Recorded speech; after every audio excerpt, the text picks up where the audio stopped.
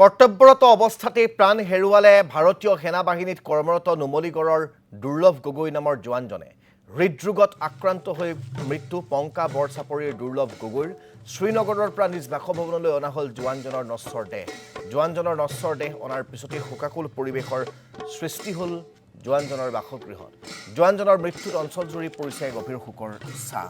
এয়া সম্পূৰ্ণ ৰীতি নীতিৰ মাজেৰে এইদৰে তেখেতৰ নশ্বৰ দেহ লৈ যোৱা হৈছে। গাঁৱৰ ৰাইজে এইদৰে তেখেতৰ নশ্বৰ দেহ লৈ গৈছে পৰিয়ালৰ কাষলৈ আৰু সেনাবাহিনীৰ জোৱানসকলেও তেওঁলোকৰ সেনাবাহিনীৰ যিসমূহ নীতি নিয়ম আছে সেই নীতি নিয়মসমূহ মানি শ্ৰীনগৰৰ পৰা এইদৰে কফিনত সেই জোৱানজনৰ মৃতদেহ লৈ আনিল নুমলীগড়ৰ পংকা বৰচাপৰিৰ সেই বাসগৃহলৈ।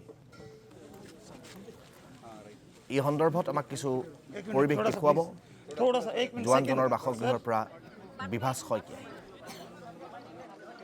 এই মুহূৰ্তত উপস্থিত আছো নুমলীগড়ৰ কাষৰীয়া পংকা গাঁৱত, যি ভাৰতীয় স্থলসেনা ৪৯ নং বায়ুৰক্ষক ৰেজাৰ্টমেণ্টৰ জোৱান যি দুৰ্লভ গগৈ মৃত্যুবৰণ কৰিছিলে ২৬ তাৰিখে, যি আকস্মিক মৃত্যুবৰণ কৰিছে। তেওঁ যি নশ্বৰ দেহ লৈ অনা হৈছে যি নুমলীগড়ৰ পংকা গাঁৱলৈ। মই প্ৰথমে পৰিৱেশটো দেখুৱাইছোঁ।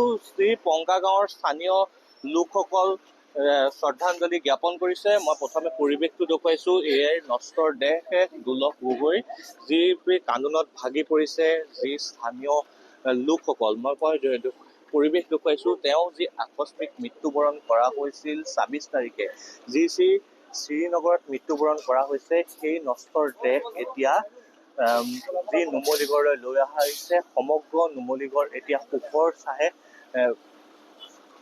হৈছে। মই প্ৰথমে আপোনাৰ পৰা জানিব বিচাৰিম, যি নশ্বৰ দেহ লৈ আহিছে আমি ইয়াৰে লোকেলয় হয়, আমাৰ ভাইয়ে হ'ব, মোৰ ভাইয়ে হ'ব। কেনেকৈ মৃত্যুবৰণ কৰা হৈছিল? তেওঁ হাৰ্ট এটেক বুলি কোৱা শুনিছোঁ। জম্মু কাশ্মীৰ সৰুৰ পৰা একেলগতে ডাঙৰ দীঘল হোৱা আমি। এতিয়া স্থানীয় লোক গৈ পেলাই আমি শ্ৰদ্ধাঞ্জলি পংকা চাৰিআলিতে জনোৱা হৈছে।